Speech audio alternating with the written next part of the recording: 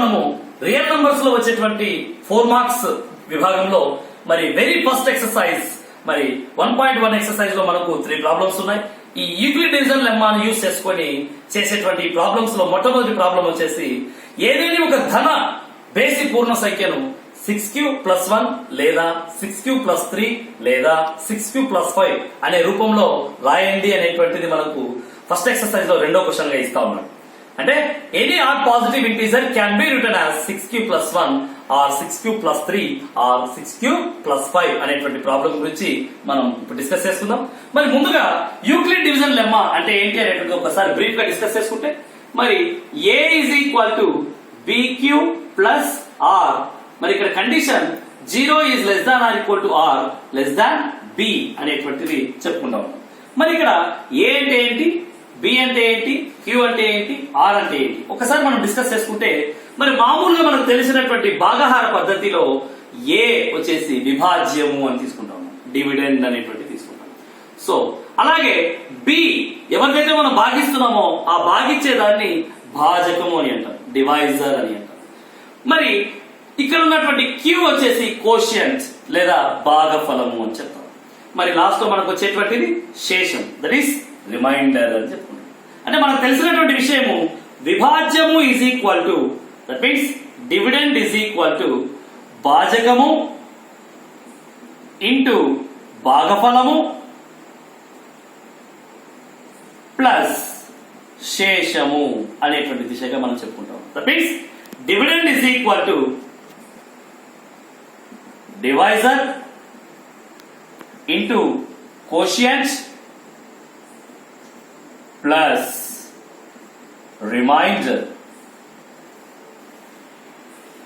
ఈ విధంగా మనము విభాజ్యం భాజకము ఇంటూ భాగఫలము ప్లస్ శేషం అనేటువంటి కాన్సెప్ట్ రాస్తున్నాం. కాబట్టి a = bq+r అనేటువంటి రాస్తాం.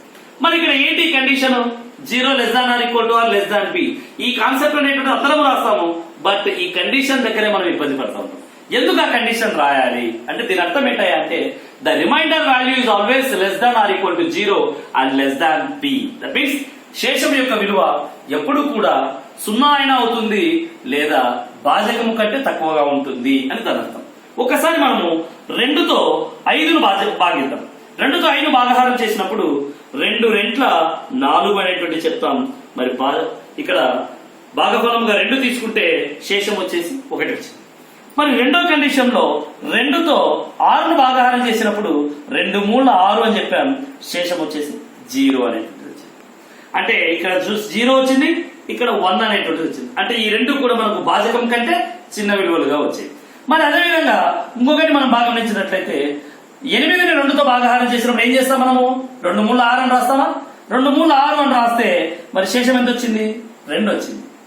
అలా రాయచ్చా, మనము రాయకూడదు. ఎందుకు రాయకూడదు అంటే మరి 8 అనేటువంటిది కూడా 2తో భాగించబడుతుంది. కాబట్టి 2ను 2 4 8 అని రాస్తాము, శేషం 0గా మనం కనబరచవచ్చు. కాబట్టి 2 3 6 శేషం 2 అనేటువంటి కాన్సెప్ట్ తప్పు. ఎప్పుడు కూడా శేషము విలువ భాజకము కంటే తక్కువగా ఉంటుంది. The remainder value is always divisor అనేటువంటి దిశగా మనం చెప్పుకుంటాం. అది మన యూక్లిడ్ డివిజన్ లెమ్మాకు సంబంధించినటువంటి ఒక వివరణ. మరి ఈ యూక్లిడ్ డివిజన్ లెమ్మాను బేస్ చేసుకుని మనకి ఇందాక అడిగినటువంటి ప్రశ్న ఏదేని ఒక ధన పూర్ణ సంఖ్యను మరి ధన బేసి పూర్ణ సంఖ్యను 6q+1 లేదా 6q+3 లేదా 6q+5 అనేటువంటి రూపంలో రాయండి అనేటువంటి అడుగుతాం. దాని సొల్యూషన్ మనం రాసుకుంటే first of all Euclid division lemma, Euclid భాజనేత నియమము ఏం చెప్తుంది అనేటువంటి రాసుకుంటాం. ఏం చెప్తుంది ఇక్కడ మనకి, a = bq+r 0 ≤ r b అనేటువంటి కండిషన్ రాసుకుంటాం. మరి ఇక్కడ ఏమని అడుగుతున్నాడు, 6q+1 లేదా 6q+3 లేదా 6q+5 అనేటువంటి దిశగా ఇస్తాం. ఇది మనం ప్రూవ్ చేయాలి. ఇక్కడ 6 అనేటువంటిది ఎవరైనా అంటే b value 6, that means divisor value 6. ఈ 1 3 5 అనేటువంటిది రిమైండర్స్ అన్నమాట. అంటే ఒకసారి మనం so here b = 6 and r = 0 1 2 3 4 5 6 రాయచ్చా, రాయకూడదు. ఎందుకంటే ఎప్పుడు కూడా రిమైండర్ వాల్యూ అనేది భాజకం కంటే చిన్నదిగా ఉంటుంది. కాబట్టి r is equal to 0 కావచ్చు, 1 కావచ్చు, 2 కావచ్చు, 3 కావచ్చు, 4 కావచ్చు, 5 కావచ్చు. ఓకేనా? ఇప్పుడు first condition if r is equal to 0, r is equal to 0 అని కనుక మనం తీసుకున్నట్లయితే మరి a is equal to 6q అనేటువంటిది అవుతుంది. మరి a is equal to 6q అనేటువంటి దాంట్లో ఈ 6 ను మనము 2 3 6 అనేటువంటిది రాసుకోవచ్చు. రాసుకుంటే a is equal to 2 into 3q, 2 3 6 అనేటువంటిది సరిపోతుంది. మరి ఇక్కడ మనము లెట్స్ ఈ 3q ఏమనుకుంటున్నామా అంటే ఇక్కడ m అనేటువంటిది అనుకుంటున్నాం. ఈ 3q ఏమనుకుంటున్నాను m అనేటువంటిది అనుకుంటున్నాను. నౌ దేర్ఫోర్ ఈ 3q బదులు m అనేది రాసుకుంటే a is equal to 2m అనేటువంటిది అయిపోతుంది. దీన్ని ఫస్ట్ ఈక్వేషన్ గా మనం ఇక్కడ కనవచ్చు. మరి అలాగే r is equal to 1 అనుకుంటే సెకండ్ కండిషన్ లో if r is equal to 1, r is equal to 1 కనుక అయితే మరి ఏమైతుంది a is equal to 6q plus 1 అనేటువంటిది. మరి అలాగే పైన చెప్పినట్లు ఈ 6 ను 2 into 3 అని రాసుకుంటే 2 into 3q plus 1 అనేటువంటిది రాస్తాం. మరి ఇక్కడ ఈ 3q బదులు ఆల్రెడీ ఏమనుకున్నాం, ఇక్కడ మనం 3q ను m అనేటువంటిది అనుకున్నాం. అదే m వాల్యూ ఇక్కడ సబ్స్టిట్యూట్ చేసుకుంటే therefore a is equal to 2m plus 1 అనేటువంటి కండిషన్ వచ్చేసింది. దీన్ని సెకండ్ ఈక్వేషన్ గా మనం ఇక్కడ తీసుకుంటాం. మరి అలాగే if r is equal to 2, r value 2 అయితే ఏమైతుంది అంటే a is equal to 6q plus 2 అనేటువంటిది. మరి ఇక్కడ 6 లో 2 3 6 అనేటువంటిది రాయొచ్చు. ఆల్రెడీ 2 అనేటువంటిది కూడా 2తో భాగించబడుతుంది. అంటే 2 3 6, 2 1 2.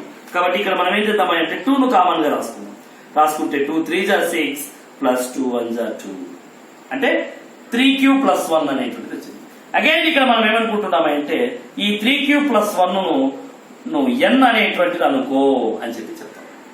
అనుకుంటే a is equal to ఏమైపోతుంది 3q plus 1 అనేటువంటిది n అనుకుంటే a is equal to 2n అనేటువంటిది అయిపోతుంది. దీన్ని థర్డ్ కండిషన్ గా ఇక్కడ తీసుకుంటాం.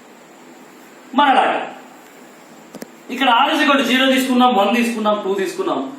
r is equal to 3 కనుక తీసుకున్నట్లయితే ఏమైతుంది now a is equal to 6q plus 3 అని చెప్పి రాసుకో. అంటే ఇక్కడ 2 3 6 అని రాసుకోవచ్చు. బట్ 3 అనేటువంటిది 2 తో డివైడ్ కాదు. అంటే రిమైండర్ 0 వచ్చేలా డివైడ్ కాదు. కాబట్టి దాన్ని ఏమని రాద్దామంటే a is equal to 6q, 3 can be written as 2 plus 1. ఈ 3 ను 2 plus 1 అని రాసుకోవచ్చు కదా. అలా రాసుకున్నాం. రాసుకుంటే సేమ్ ఇందాక మనం చెప్పినట్లు సో 2 ను కనుక కామన్ చేసుకుంటే 3q plus 1, ఈ బయట ఉన్నటువంటి ప్లస్ 1 అలాగే రాసేసుకున్నాం. ఆల్రెడీ ఇక్కడ థర్డ్ కండిషన్ లో 3q plus 1 బదులు ఏం తీసుకున్నాం మనము n అనేటువంటి తీసుకున్నాం. అదే n ని ఇక్కడ తీసుకుంటే therefore a is equal to 2n plus 1 అనేటువంటి కాన్సెప్ట్ వచ్చింది.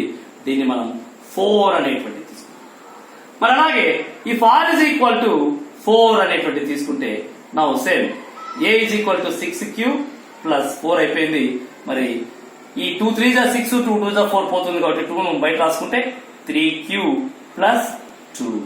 లెట్స్ ఇక్కడ సేమ్ ఈ 3q plus 2 వాల్యూని మనం ఏమనుకుంటున్నామా అంటే k అనేటువంటి తీసుకుంటాం. k తీసుకుంటే therefore a is equal to 2k అనేటువంటిది వచ్చేసింది. దీన్ని ఫిఫ్త్ కండిషన్ గా మనం రాసుకుంటాం. మరి last one if r is equal to 5, r is equal to 5 రాసుకుంటే a is equal to 6q plus 5 అవుతుంది. మరి అలాగే ఈ 5 అనేటువంటిది 2 తో డివైడ్ కాదు కాబట్టి మనం ఏం రాసుకుంటున్నామా అంటే 6q plus 4 plus 1 అని చెప్పి రాసుకున్నాం. ఇక్కడ ఎలాగైతే 2 plus 1 అని రాసుకున్నామో 3 ని ఇక్కడ 5 ను 4 plus 1 అని రాసుకున్నాం.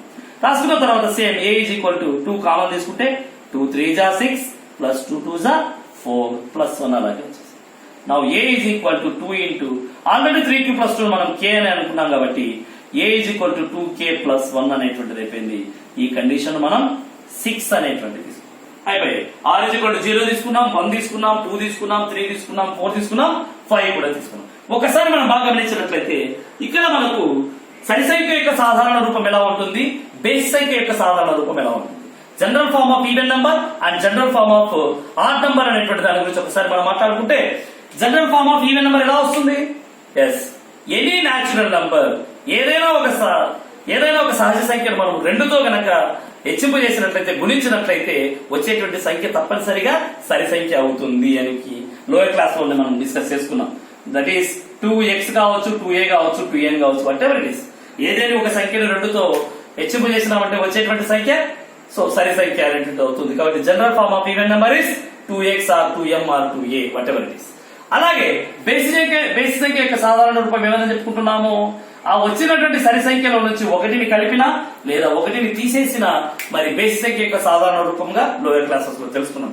కాకపోతే ఇక్కడ మనం కలిపేటువంటి దాన్నే తీసుకున్నాం. 2x + 1 అనేటువంటిది బేసి సంఖ్య యొక్క సాధారణ రూపం అనేటువంటిది అయిపోతుంది. కాబట్టి ఫ్రమ్ ఇక్కడ a = ఫస్ట్ కండిషన్ లో 2m వచ్చింది, సెకండ్ కండిషన్ లో 2a + 1 వచ్చింది, థర్డ్ కండిషన్ లో 2n, ఫోర్త్ లో 2n + 1, ఫిఫ్త్ లో 2k, మరి సిక్స్త్ కండిషన్ లో 2k + 1 అన్నట్టు. అంటే ఇక్కడ first condition, third condition, fifth condition కనుక మనం బాగా గమనించినట్లయితే from 1, 3 and 5 are even numbers అని చెప్పేసి మనం రాయొచ్చు. మరి అలాగే from 2, 4 and 6 are odd numbers. ఎందుకు? అవన్నీ కూడా బేసి సంఖ్య యొక్క సాధారణ రూపంగా ఉన్నాయి కాబట్టి వాటిని ఆడ్ నంబర్స్ అని చెప్పేసి. మరి ఒక్కసారి మనం బాగా గమనించినట్లయితే అడిగినటువంటి క్వశ్చన్ ఏమడిగాడు, any odd positive integer can be written as 6q + 1 అన్నాడు. సో సెకండ్ కండిషన్ లో ఏమొచ్చింది, ఇక్కడ 2m + 1 అనేది బేసి సంఖ్య యొక్క సాధారణ రూపం అనుకున్నాం కాబట్టి ఇక్కడ కండిషన్ స్టేట్మెంట్ ఏంటి, 6q + 1. అలాగే ఫోర్త్ లో స్టేట్మెంట్ ఏంటి, 6q + 3. ఫైనల్ దాంట్లో స్టేట్మెంట్ ఏంటి, 6q + 5. కాబట్టి ఫైనల్ గా మనం ఏం రాయాలంటే any odd positive integer can be written as అని చెప్పేసి ఒకసారి పైన ఇక్కడ రాసుకుంటే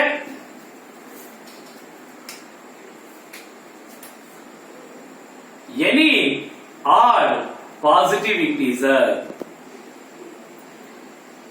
can be written as 6q + 1 or 6q + 3 or 6q + 5 అనేటువంటి రాసేది. అంటే ఏదైనా ఒక ధన బేసి పూర్ణ సంఖ్యను మరి 6q + 1 లేదా 6q + 3 లేదా 6q + 5 అనేటువంటి రూపంలో రాయవచ్చును అనేటువంటి దిశగా నిరూపించవచ్చు అనేటువంటి మనం డిస్కస్ చేసుకున్నాం. Hence it is proved. So ఇచ్చినటువంటి సమస్య నిరూపించబడినది అనేటువంటి ఫైనల్ గా రాసేస్తాం. Hence it is proved. ఇలాగా మనము 6q + 1, 6q + 3, 6q + 5 గురించి డిస్కస్ చేసుకోవచ్చు. ఇలా అడిగితే మనకు 4 మార్క్స్ క్వశ్చన్ కి అడుగుతాం. మరి అలాగే ఒక ఎగ్జాంపుల్ ప్రాబ్లం మనకి ఏమి ఇస్తాడా అంటే అప్పుడప్పుడు మరి టెక్స్ట్ బుక్ లో ఆల్రెడీ ఎగ్జాంపుల్ ప్రాబ్లం కింద ఏముందా అంటే any odd positive integer can be written as 4q + 1 or 4q + 3 అనేటువంటిది ఉపయోగించారు. 4q + 1 ఆర్ 4q + 3 అనేటువంటి ఫామ్ లో కూడా మనం రాయొచ్చు అనేటువంటి.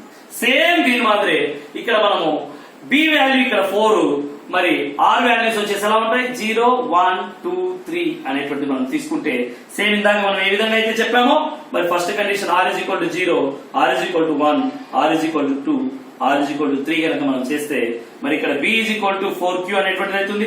ఇక్కడ b = 4q + 1 వస్తుంది. ఇక్కడ a = మరి 4q + 2 అనేటువంటిది వస్తుంది. మరి ఇక్కడ a = 4q + 3 అనేటువంటిది. మరి 4q 2 2s are 4, 2 2s are 4, 2 1s are 2. ఇక్కడ 1, 3 అనేటువంటిది ఈవెన్ నెంబర్ యొక్క సాధారణ రూపాలు అయిపోతాయి. మరి సెకండ్ 1, ఫోర్త్ 1 వచ్చేసి బేసి సంఖ్య యొక్క సాధారణ రూపాలు. ఇందాక మనం ఏ విధంగా డిస్కస్ చేసామో ఆ విధంగా ఈ కాన్సెప్ట్ కూడా మనం డిస్కస్ చేయడానికి అవకాశం ఉంది. అంటే 2 మార్క్స్ క్వశ్చన్ కు అడిగితే ఈ టైప్ ఆఫ్ ప్రాబ్లం అడుగుతాడు. 4 మార్క్స్ క్వశ్చన్ లేదా ఇప్పుడు మారినటువంటి ప్యాటర్న్ ప్రకారం 4 మార్క్స్ కైనా అడగొచ్చు, లేదా 8 మార్క్స్ ప్యాటర్న్ ప్రకారం అయితే కూడా దీన్ని మనకు మాక్సిమం లాంగ్ ఆన్సర్స్ వచ్చేసి 4 మార్క్స్ ఉంటే 4 మార్క్స్ వస్తాయి, 8 మార్క్స్ ఉంటే 8 మార్క్స్ క్వశ్చన్ కూడా మనం ఈ టైప్ ఆఫ్ గా మనం డిస్కస్ చేసుకోవడానికి అవకాశం ఉంటుంది. కాబట్టి ప్రతి ఒక్కరు కూడా ఇప్పుడు చెప్పినటువంటి స్టేట్మెంట్ ను జాగ్రత్తగా మీరు ప్రాక్టీస్ చేయండి. మస్ట్ అండ్ షుడ్ ఈ టైప్ ఆఫ్ క్వశ్చన్ మనకు వచ్చేటువంటి అవకాశం ఉంటుంది.